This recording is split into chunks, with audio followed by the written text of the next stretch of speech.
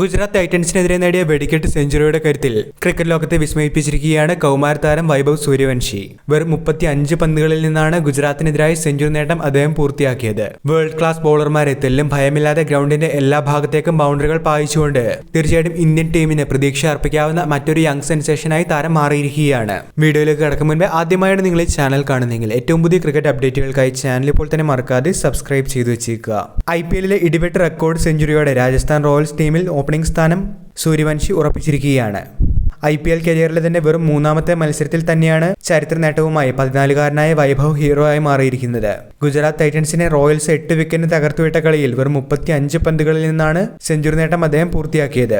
കൗമാര താരത്തിന്റെ അത്ഭുത പ്രകടനം തീർച്ചയായിട്ടും റോയൽസ് ടീമിന് ആഹ്ലാദിക്കാൻ വക നൽകുന്ന മറ്റൊരു കാര്യം തന്നെയാണ്. കാരണം മറ്റൊരു ഭാവി സൂപ്പർ സ്റ്റാർ താരത്തെ കൂടിയാണ് വൈഭവിലൂടെ അവർക്ക് ലഭിച്ചിരിക്കുന്നത്. തീർച്ചയായിട്ടും ടീം അവസരം നൽകി മുന്നോട്ട് കൊണ്ടുവന്ന ജയ്സ്വാളിന് സമാനമായ രീതിയിൽ തന്നെയാണ് ഇപ്പോൾ വൈഭവ് സൂര്യവംശിയെയും ടീം വളർത്തിക്കൊണ്ട് വന്നിരിക്കുന്നത്.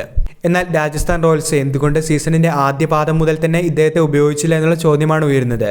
ഓപ്പണിംഗ് സ്ഥാനത്ത് കളിച്ചുകൊണ്ടിരുന്ന സഞ്ജുവിന് പരിക്കേറ്റ സാഹചര്യത്തിലാണ് സൂര്യവംശിയെ പകരക്കാരനായി ടീമിലേക്ക് എടുത്തത്. ചുരുങ്ങിയ മത്സരങ്ങൾ കൊണ്ട് തന്റെ ഇമ്പാക്ട് എന്താണെന്ന് സൂര്യവംശി ഇതിനോടകം തന്നെ ക്രിക്കറ്റ് ലോകത്തെ അറിയിച്ചും കഴിഞ്ഞു.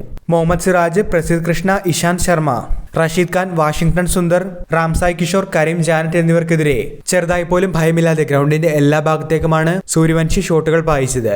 ലോകോത്തര ബാറ്റർമാർക്കെതിരെ ഇത്രയും ഭംഗിയായി കളിക്കുന്ന ഒരു ബാറ്ററെ പോലും തങ്ങൾ കണ്ടിട്ടില്ല എന്നാണ് മത്സരശേഷം ഗുജറാത്ത് ക്യാപ്റ്റനായ ശുഭ്മാൻ ഗിൽ ഇന്നലെ പ്രതികരിച്ചത്. തീർച്ചയായിട്ടും ഭാവി ഇന്ത്യൻ ടീമിന് അദ്ദേഹം മുതൽക്കൂട്ടാകുമെന്നും അദ്ദേഹം ഇന്നലെ പോസ്റ്റ് മാച്ച് പ്രസന്റേഷനിൽ പറഞ്ഞിരുന്നു. എന്നാൽ സൂര്യവംശി ഫോം കണ്ടെത്തിയപ്പോഴേക്കും രാജസ്ഥാൻ റോയൽസ് ടൂർണമെന്റിൽ നിന്നും ഏറെക്കുറെ പുറത്തായ അവസ്ഥയിലാണ്.